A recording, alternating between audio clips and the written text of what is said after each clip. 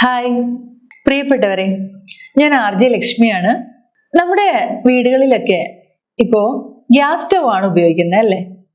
പണ്ടുകാലത്തൊക്കെ കൂടുതലും വിറകടുപ്പായിരുന്നു ഉപയോഗിച്ചിരുന്നത്. എങ്കിലും ഇപ്പോൾ ഒരു ഇടത്തരം കുടുംബത്തിൽ പോലും ഗ്യാസ് സ്റ്റവ് ആണ് ഉപയോഗിച്ച് വരുന്നത്. അപ്പോ പണ്ടൊക്കെ ഒരുപാട് ഗ്യാസ് അപകടങ്ങൾ, പൊട്ടിത്തെറിച്ചൊക്കെ ഉള്ള അപകടങ്ങളൊക്കെ നമ്മൾ ഒരുപാട് കേൾക്കുമായിരുന്നു. എന്നാൽ ഇപ്പോൾ താരതമ്യേന അത് കുറവാണ്. ഇന്ന് ഇല്ലാന്നല്ല, എങ്കിലും അത് കുറവാണ്. കാര്യം ഇപ്പോ കുറെ അവയർനെസ്, LPG ഗ്യാസ് ഉപയോഗിക്കേണ്ട രീതികളെ കുറിച്ചൊക്കെ ഒരുപാട് അവയർനെസ്സുകൾ നമുക്കിപ്പോൾ കിട്ടുന്നുണ്ട്. ഗ്യാസ് ഏജൻസിയിൽ നിന്നായാലും അല്ലെങ്കിൽ നമുക്ക് യൂട്യൂബിൽ നിന്നൊക്കെ ഒരുപാട് അറിവുകൾ കിട്ടുന്നുണ്ട്. അപ്പൊ അതുകൊണ്ട് തന്നെ ഒരുവിധം സുരക്ഷിതമായിട്ടാണ് എല്ലാവരും ഗ്യാസ് കൈകാര്യം ചെയ്യുന്നത് അല്ലെ? എങ്കിലും നമ്മൾ സുരക്ഷിതമായിട്ട് ഉപയോഗിച്ചില്ലെങ്കിൽ വളരെ പ്രശ്നകരമായിട്ടുള്ള ഒന്ന് തന്നെയാണ് LPG എന്ന് പറയുന്നത്. അപ്പൊ ഇപ്പോഴൊക്കെ ഗ്യാസ് സിലിണ്ടർ വീടിന് പുറത്ത് വെച്ചിട്ട് ഗ്യാസ് കണക്ട് ചെയ്തിട്ട് ഉപയോഗിക്കുന്ന ഒരു രീതിയുണ്ട്. ഇത് പ്രധാനമായിട്ടും ഗ്യാസ് അപകടങ്ങൾ ഒഴിവാക്കാൻ വേണ്ടിയിട്ട് തന്നെയാണ് ചെയ്യുന്നത്. അപ്പോൾ അതൊരു പരിധിവരെയൊക്കെ അതിന് സഹായകരവുമാണ്. എങ്കിലും നിങ്ങൾ ശ്രദ്ധിച്ചിട്ടുണ്ടാവും, നമ്മൾ ഗ്യാസ് കണക്ട് ചെയ്യുമ്പോഴത്തേക്കും, പുതിയ സിലിണ്ടർ എടുത്ത് കണക്ട് ചെയ്യുമ്പോൾ റെഗുലേറ്റർ ചിലപ്പോൾ അത് കണക്ട് ആവില്ല, അല്ലെങ്കിൽ ചെറിയ ലീക്കേജ് നമുക്ക് എപ്പോഴും ഇങ്ങനെ ഗ്യാസ് മണത്തോണ്ടിരിക്കും. അങ്ങനെ ഒരു പ്രശ്നം, അല്ലെങ്കിൽ പെട്ടെന്നൊരു ചീറ്റിയുള്ള ഒരു ശബ്ദം, ഇങ്ങനെയൊക്കെ നമ്മൾ കേട്ടിട്ടുണ്ട്. നിങ്ങൾക്കും അനുഭവം ഉണ്ടായിരിക്കും. എനിക്ക് ഒരുപാട് ഇത്തരം അനുഭവങ്ങൾ ഉണ്ടായിട്ടുണ്ട്. അപ്പൊ നമ്മൾ വിളിച്ച് ഗ്യാസ് ഏജൻസിയിൽ പറയും. കാര്യം നമുക്കറിയില്ലല്ലോ ഇതിപ്പോ എന്താ സംഭവിക്കുന്നതെന്ന്. നമ്മൾ സാധാരണ പോലെ കണക്ട് ചെയ്തു, പക്ഷെ അത് ഈ ഒരു രീതിയിലുള്ള ഒരു പ്രശ്നമായി. നമുക്ക് പെട്ടെന്ന് എന്ത് ചെയ്യണമെന്നുള്ളത് അവരുടെ അടുത്ത് ചോദിക്കുക എന്നുള്ളത് മാത്രമേ ഉള്ളൂ. അപ്പൊ അവരും അറിയാതെ അങ്ങനെയല്ല ഇങ്ങനെയല്ല, അത് നിങ്ങളെ റെഗുലേറ്ററിന്റെ കംപ്ലൈന്റ് ആയിരിക്കും, അത് മാറ്റാം. ചിലപ്പോൾ മാറ്റിയാലും പിന്നീട് വരുന്ന ഒരു സിലിണ്ടറിൽ കണക്ട് ചെയ്യുമ്പോൾ വീണ്ടും ഇതേ പ്രശ്നം ഉണ്ടാവും. അല്ലെങ്കിൽ അവര് വന്ന് കണക്ട് ചെയ്യുമ്പോൾ ചിലപ്പോൾ അത് ശരിയാവും. അത് മാത്രമല്ല, അവര് എന്നെ പുതിയ റെഗുലേറ്റർ ഒക്കെ കണക്ട് ചെയ്യാന്ന് പറഞ്ഞുകൊണ്ട് വന്നിട്ട് എന്റെ വീട്ടില് ഗ്യാസിൽ കണക്ട് ചെയ്യാൻ വേണ്ടി ശ്രമിച്ചു, നമ്മുടെ റെഗുലേറ്ററിന്റെ കംപ്ലൈന്റ് ആണെന്ന് പറഞ്ഞിട്ട്. പക്ഷെ എന്തോ പറ്റി, ഇത് കണക്ട് ചെയ്തിട്ട് ഇത് ശരിയായില്ല, അവസാനം അത് എടുത്തു മാറ്റി. ഇങ്ങനെ 2-3 പ്രാവശ്യം എനിക്ക് തന്നെ ഒരു അനുഭവം ഉണ്ടായിട്ടുണ്ട്. ഇതുപോലെ പലർക്കും ഇതുപോലുള്ള അനുഭവങ്ങൾ ഉണ്ടാവും.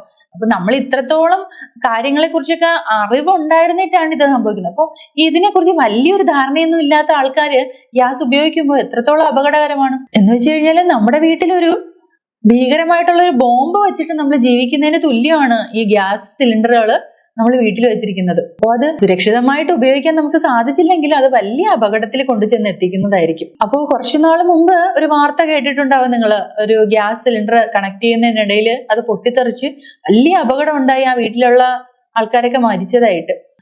അപ്പോൾ ഇത്തരം സിറ്റുവേഷൻസും വേണമെങ്കിൽ നമ്മളുടെ അശ്രദ്ധ കൊണ്ട് ഉണ്ടാവാം, അല്ലെങ്കിൽ ഇത്തരം കാലോചിതമായി പുതുക്കേണ്ട ഗ്യാസ് സിലിണ്ടറുകൾ പുതുക്കാത്തത് മൂലം, അല്ലെങ്കിൽ കുറെ പഴക്കം ചെന്ന സിലിണ്ടറുകളൊക്കെ ഉപയോഗിക്കുന്നത് മൂലം ഒക്കെ ഉണ്ടാവാറുണ്ട്. അപ്പോൾ ഈ ഗ്യാസ് കത്തുന്ന ഫ്ലെയിമിന്റെ കളർ വെച്ച് തന്നെ നമ്മൾ അതിന്റെ പ്രശ്നങ്ങൾ മനസ്സിലാക്കാൻ സാധിക്കുന്നതാണ്. അപ്പോൾ നമ്മുടെ വീടുകളിൽ ഗ്യാസ് ഉപയോഗിക്കുന്ന ആൾക്കാർ തീർച്ചയായും അറിഞ്ഞിരിക്കേണ്ട കുറച്ച് ഇൻഫോർമേറ്റീവ് ആയിട്ടുള്ള കാര്യങ്ങളാണ് ഇന്നത്തെ വീഡിയോയിൽ ഞാൻ നിങ്ങൾക്ക് പറഞ്ഞു തരാൻ പോകുന്നത്. പണ്ടൊക്കെ നമ്മൾ വിറകടുപ്പില് തീ കത്തിക്കുമ്പോൾ മഞ്ഞ നിറത്തിലുള്ള തീയാണ് കത്തുന്നത് അല്ലേ? എന്നാൽ ഇന്ന് നമ്മൾ ഗ്യാസ് അടുപ്പില് കത്തിക്കുമ്പോൾ നീല നിറത്തിലുള്ള ഫ്ലെയിമാണ് നമുക്ക് കാണാൻ പറ്റുന്നത്. അപ്പൊ അത് നിങ്ങൾ ശ്രദ്ധിച്ചിട്ടുണ്ടാവുമല്ലോ. എന്തുകൊണ്ടാണ് ഈ തീയുടെ നിറം മഞ്ഞയും നീലയും ഒക്കെ ആയിട്ട് മാറുന്നതെന്ന് നിങ്ങൾക്കറിയാമോ? ഈ ഗ്യാസ് സിലിണ്ടറില് LPG അഥവാ ദ്രവീകൃതമായിട്ടുള്ള പെട്രോളിയം ഗ്യാസ് ആണ് ഉള്ളത്. ഇതിൽ കൂടുതലായിട്ടും അടങ്ങിയിട്ടുള്ളത് ശുദ്ധമായിട്ടുള്ള മീഥേനാണ്. ഇത് ഓക്സിജനുമായി സമ്പർക്കത്തിൽ വരുമ്പോൾ പൂർണ്ണമായും കത്തുന്നു. അതുകൊണ്ട് തന്നെ ഭൂരിഭാഗം ഊർജവും ഇതിൽ നിന്ന് താപമായി മാറുകയാണ് ചെയ്യുന്നത്. അതുകൊണ്ടാണ് ഇത് നീല നിറമായി കാണപ്പെടുന്നത്. എന്നാൽ വിറകടുപ്പിലാണെങ്കിലോ കാർബൺ കണികകളും ഹൈഡ്രോ കാർബണുമാണ് അടങ്ങിയിരിക്കുന്നത്. ഇത് ഖരരൂപത്തിലായതുകൊണ്ട് തന്നെ കത്തുന്ന സമയത്ത് ഇത് വായുവുമായിട്ട് കലരുന്നില്ല. അതുകൊണ്ട് തന്നെ കത്തുന്നത് പലപ്പോഴും അപൂർണമായിട്ടായിരിക്കും. ഈ കാരണം കൊണ്ടാണ് വിറകടുപ്പിലെ ജ്വാല മഞ്ഞ നിറത്തിൽ കാണപ്പെടുന്നത്. അപ്പൊ അതുകൊണ്ട് തന്നെ നമ്മൾ ഗ്യാസ് അടുപ്പിൽ പാചകം ചെയ്യുമ്പോൾ ഈ കത്തുന്ന ജ്വാലയുടെ നിറം ശ്രദ്ധിക്കേണ്ടത് വളരെ അത്യാവശ്യമാണ്. അറ്റത്തെ ചെറിയ മഞ്ഞ നിറത്തോടു കൂടിയുള്ള നീല നിറത്തിലുള്ള ജ്വാല ഗ്യാസ് പൂർണ്ണമായി കത്തുന്നു എന്നതിന്റെ തെളിവാണ്. ഇങ്ങനെ കത്തുന്ന ജ്വാലയിൽ ഹാനികരമായിട്ടുള്ള വാതകങ്ങളൊന്നും തന്നെ ഇല്ലാത്തത് കൊണ്ട് തന്നെ ഇത് വളരെയധികം സുരക്ഷിതമാണ്. എന്നാൽ ചിലപ്പോഴൊക്കെ നമ്മൾ ഗ്യാസ് അടുപ്പിൽ നിന്ന് മഞ്ഞ അല്ലെങ്കിൽ ഓറഞ്ച് നിറത്തിലുള്ള ഫ്ലെയിം കണ്ടിട്ടുണ്ടോ? ഇത് അപൂർണമായിട്ടുള്ള ജ്വലനത്തിന്റെ സൂചനയാണ്. അഥവാ പൂർണ്ണമായി ഗ്യാസ് കത്തുന്നില്ല. ഇത് കാർബൺ മോണോക്സൈഡ്, നൈട്രജൻ ഡയോക്സൈഡ് പോലുള്ള ഹാനികരമായിട്ടുള്ള വാതകങ്ങൾ ഉൽപ്പാദിപ്പിക്കാൻ കാരണമാകും. അതുപോലെ തന്നെ ഗ്യാസ് അടുപ്പിൽ നിന്ന് പുറപ്പെടുവിക്കുന്ന ഒരു അപകടകരമായിട്ടുള്ള വാതകമാണ് ബെൻസീൻ. ഇത് ക്യാൻസർ പോലുള്ള ഗുരുതരമായിട്ടുള്ള രോഗങ്ങൾ ഉണ്ടാക്കാൻ ഇടയാക്കുന്നതാണ്. അപ്പോൾ നമ്മുടെ ഗ്യാസ് അടുപ്പ് ഈ രീതിയിൽ നിറം മാറി കത്തുന്നുണ്ടെങ്കിൽ നമ്മൾ ചില കാര്യങ്ങൾ ചെയ്യേണ്ടതുണ്ട്. ബർണറുകൾക്കുള്ളില് പൊടിയോ അല്ലെങ്കിൽ ഭക്ഷണാവശിഷ്ടങ്ങളോ ഉണ്ടെങ്കിൽ ഈ രീതിയിൽ നിറം മാറി കത്തുന്നതാണ്. അതുകൊണ്ട് തന്നെ ഗ്യാസ് സ്റ്റവ് കൃത്യമായ ഇടവേളകളിൽ വൃത്തിയാക്കേണ്ടത് അത്യാവശ്യമായിട്ടുള്ള കാര്യമാണ്. ഇതിനായിട്ട് വെള്ളം തിളപ്പിച്ചതിന് ശേഷം അത് ചെറിയ ചൂടോടെ ഒരു പാത്രത്തിലേക്ക് ഒഴിക്കണം. എന്നിട്ട് ഇതില് വിനാഗിരി അല്ലെങ്കിൽ നാരങ്ങ നീര് ചേർക്കണം. ഇതില് ഏകദേശം ഒരു 3 മണിക്കൂറോളം ഈ ബർണറുകൾ മുക്കി വെക്കേണ്ടതാണ്. അതിനുശേഷം നല്ലൊരു സ്ക്രബ്ബർ ഉപയോഗിച്ച് ഈ ബർണറുകൾ നന്നായി ഉരച്ച് കഴുകണം. ഒരു തവണ ഉരച്ച് കഴുകിയതിനു ശേഷം ഡിഷ് വാഷർ ഉപയോഗിച്ച് ഒന്നും കൂടി നന്നായിട്ട് ഉരച്ച് കഴുകാവുന്നതാണ്. പഴയ ടൂത്ത് ബ്രഷ് വല്ലതും ഉണ്ടെങ്കിൽ അത് ഉപയോഗിച്ച് ക്ലീൻ ചെയ്യാവുന്നതാണ്. ഇങ്ങനെ കഴുകിയെടുത്തതിന് ശേഷം ടൂത്ത് പിക്കോ അല്ലെങ്കിൽ ഏതെങ്കിലും ബ്രഷോ ഉപയോഗിച്ച് ഈ ബർണറിലുള്ള ചെറിയ ചെറിയ ഹോളുകളില്ലേ അത് ക്ലീൻ ചെയ്തെടുക്കണം. അങ്ങനെ നന്നായിട്ട് കഴുകിയെടുത്തതിന് ശേഷം ബർണറുകൾ ഒരു വൃത്തിയുള്ള തുണി ഉപയോഗിച്ച് നന്നായിട്ട് തുടച്ചെടുക്കണം. അതുപോലെ തന്നെ ഇടയ്ക്കിടയ്ക്ക് എയർ ടു ഗ്യാസ് അനുപാതം ശരിയാക്കേണ്ടതാണ്. ഇത് ഓക്സിജൻ ഗ്യാസ് മിശ്രിതം ശരിയാക്കാൻ വേണ്ടിയിട്ട് സഹായിക്കുന്നതാണ്. ഇനി ജ്വാലയുടെ നിറം അസാധാരണമായ വിധത്തില് കളർ ചേഞ്ച് ഉണ്ടെങ്കിൽ എല്ലാ ബർണറുകളും ഓഫ് ചെയ്ത് ഗ്യാസ് നന്നായിട്ട് ഓഫ് ചെയ്തതിന് ശേഷം സോപ്പ് വെള്ളം ഉപയോഗിച്ച് ഇതിൽ എന്തെങ്കിലും ലീക്ക് ഉണ്ടോ എന്ന് പരിശോധിക്കേണ്ടതാണ്.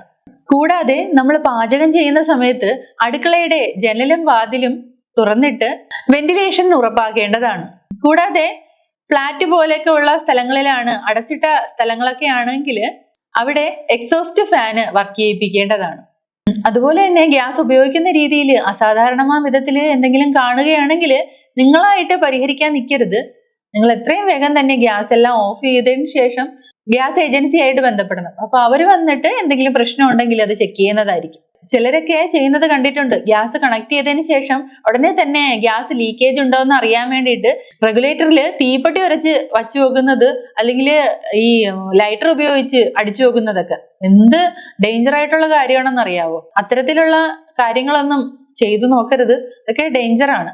അതുപോലെ തന്നെ ഗ്യാസ് നിങ്ങൾ റെഗുലേറ്ററുമായിട്ട് കണക്ട് ചെയ്യുമ്പോൾ നന്നായിട്ട് അത് കണക്ട് ആയിട്ടില്ല, ചെറിയ രീതിയിലുള്ള ലീക്കേജ് വരികയാണ് എങ്കിൽ അതൊരിക്കലും പ്രവർത്തിപ്പിക്കാൻ പാടില്ല.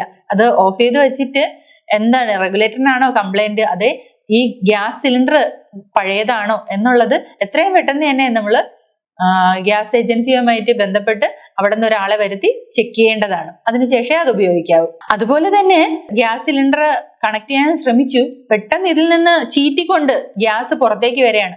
എപ്പോഴായാലും ഗ്യാസ് കണക്ട് ചെയ്യുന്ന സമയത്ത് വെന്റിലേഷൻ എല്ലാം ഉറപ്പാക്കിക്കൊണ്ട് മാത്രം കണക്ട് ചെയ്യുക. ലൈറ്റ് അല്ലെങ്കിൽ ഈ മെഴുകുതിരി കത്തിച്ചു വെച്ചിരിക്കുന്ന വിളക്ക് അങ്ങനെയൊക്കെ ഉള്ളത് കത്തിയിരിക്കുന്ന സമയത്ത് ഗ്യാസ് കണക്ട് ചെയ്യാൻ ശ്രമിക്കരുത്.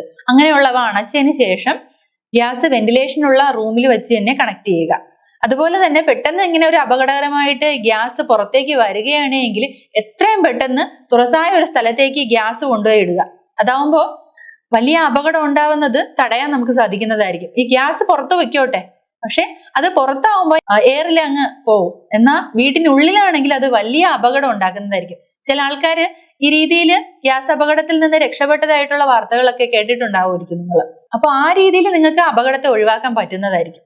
അത് മാത്രമല്ല, ഇനി ഗ്യാസ് കണക്ട് ചെയ്യുന്ന സമയത്ത് ഈ അബദ്ധത്തിൽ നിങ്ങൾ ഈ റെഗുലേറ്ററിൽ എങ്ങാനൊക്കെ തീ കത്തിച്ചെങ്ങാനും നോക്കി, അപ്പൊ തീ എങ്ങാനും പിടിച്ചു എങ്കിൽ പെട്ടെന്ന് തന്നെ നനഞ്ഞൊരു തുണി അതിനെടുത്ത് ഈ ഗ്യാസ് സിലിണ്ടറിന്റെ പുറത്തോട്ട്, അതിന്റെ റെഗുലേറ്റർ അണയ്ക്കുന്നതിന് മുമ്പ് തന്നെ പെട്ടെന്ന് അത് കവർ ചെയ്യുക. നനഞ്ഞ ഒരു തുണി, എന്തെങ്കിലും ഒരു നനഞ്ഞ ക്ലോത്ത് കാണുമല്ലോ, പെട്ടെന്ന് നനച്ച് ഇതിന്റെ പുറത്തേക്ക് അങ്ങ് ഇടുക.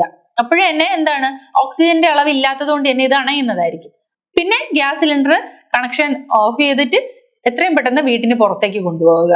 അതാണ് ഏറ്റവും സുരക്ഷിതമായിട്ടുള്ള മാർഗം. പ്രധാനമായിട്ടും ഈ ഗ്യാസ് അപകടങ്ങൾ ഉണ്ടാകുന്നത് ഉപയോഗിച്ചുകൊണ്ടിരിക്കുന്ന ഒരു ഗ്യാസ് സിലിണ്ടറിൽ നിന്നല്ല, പുതുതായിട്ടൊരു സിലിണ്ടർ കണക്ട് ചെയ്യുമ്പോഴത്തേക്കാണ്. അപ്പൊ അതുകൊണ്ട് തന്നെ ഗ്യാസ് കണക്ട് ചെയ്യുന്നതിന് മുമ്പ് നമ്മൾ ആവശ്യമായിട്ട് എടുക്കേണ്ട പ്രിക്കോഷൻസ് എല്ലാം എടുക്കേണ്ടതാണ്. ഒരു നനഞ്ഞ തുണി അടുത്ത് തന്നെ വെച്ചേക്കുക. രണ്ടാമത്തെ കാര്യം, നമ്മൾ എത്രയും പെട്ടെന്ന് ഇതിന് എന്തെങ്കിലും പ്രശ്നം ഉണ്ടെങ്കിൽ പുറത്തേക്ക് കൊണ്ടുപോകാനുള്ള വഴി നമ്മൾ ഓപ്പൺ ചെയ്തിട്ടേക്കുക. അപ്പോൾ ഇത് കണക്ട് ചെയ്തിട്ട് എന്തെങ്കിലും ലീക്കേജ് ഉണ്ടെങ്കിൽ നമ്മൾ അപ്പോഴേ തന്നെ അത് ക്ലോസ് ചെയ്യുക. ഇനി ഏറ്റവും സുരക്ഷിതമായിട്ടുള്ള രീതി എന്താന്ന് വെച്ച് കഴിഞ്ഞാൽ ഗ്യാസ് സിലിണ്ടർ നമ്മുടെ വീടിന് പുറത്ത് വെച്ച് പ്രവർത്തിപ്പിക്കുന്നത് തന്നെയാണ്. അതിനായിട്ട് കവർ ചെയ്ത് മറ്റുള്ളവരുടെ കൈകടത്തലൊന്നും ഇല്ലാതെ നമുക്ക് ലോക്ക് ചെയ്ത് സൂക്ഷിക്കാൻ പറ്റുന്ന ഒരു ഇതിനകത്തേക്ക് ഗ്യാസ് കടത്തി വെച്ച് അത് വഴി ഗ്യാസ് നമ്മൾ വീടിനകത്തേക്ക് ഉപയോഗിക്കുന്നതായിരിക്കും ഏറ്റവും സുരക്ഷിതം. അപ്പൊ അതിന് വേണ്ടിയിട്ടുള്ള ഒരു സംവിധാനം നമ്മൾ എല്ലാ വീടുകളിലും ചെയ്യുന്നത് നന്നായിരിക്കും. അതാവുമ്പോൾ പുറത്തു നിന്ന് ഒരാള് ഗ്യാസ് ഓപ്പൺ ചെയ്തിടാനുള്ള ഇതൊന്നും ഉണ്ടാവില്ല. അത് മാത്രമല്ല വീട്ടിനുള്ളിൽ ഉണ്ടായിട്ടുള്ള അപകടങ്ങളും നമുക്ക് ഒഴിവാക്കാൻ സാധിക്കുന്നതായിരിക്കും. അപ്പോൾ പ്രിയപ്പെട്ടവരെ, ഇന്നത്തെ വീഡിയോയില് നമ്മൾ ഗ്യാസ് ഉപയോഗവുമായി ബന്ധപ്പെട്ട് തീർച്ചയായിട്ടും എല്ലാ വീട്ടമ്മമാരും അറിഞ്ഞിരിക്കേണ്ട കുറച്ച് കാര്യങ്ങളാണ് ഡിസ്കസ് ചെയ്തത്. അപ്പോൾ ഇതുമായി ബന്ധപ്പെട്ട് നിങ്ങൾക്ക് അറിയാവുന്ന കുറെ ഇൻഫർമേഷൻസ് ചിലപ്പോൾ ഉണ്ടായിരിക്കാം. അങ്ങനെയുള്ള കാര്യങ്ങൾ നിങ്ങൾ ഈ വീഡിയോയുടെ താഴെ കമന്റായി രേഖപ്പെടുത്തണം കേട്ടോ. അപ്പോൾ അത് മറ്റുള്ളവർക്ക് വളരെയധികം ഉപയോഗപ്രദമായിരിക്കും. അപ്പോൾ ഈ വീഡിയോ നിങ്ങൾക്ക് എല്ലാവർക്കും ഉപയോഗപ്രദമായി കാണുമെന്ന് പ്രതീക്ഷിക്കുന്നു. വീഡിയോ നിങ്ങൾക്ക് ഇഷ്ടമായിട്ടുണ്ടെങ്കിൽ വീഡിയോ ഒന്ന് ലൈക്ക് ചെയ്യാനും ഷെയർ ചെയ്യാനും ഈ ചാനൽ ഒന്ന് സബ്സ്ക്രൈബ് ചെയ്ത് സപ്പോർട്ട് ചെയ്യാനും കൂടി മറക്കരുത് കേട്ടോ. അപ്പോൾ മറ്റൊരു ഇൻഫോർമേറ്റീവ് ആയിട്ടുള്ള വീഡിയോയുമായിട്ട് വീണ്ടും കാണാം. അതുവരെ ടാറ്റാ, ബൈ ബൈ.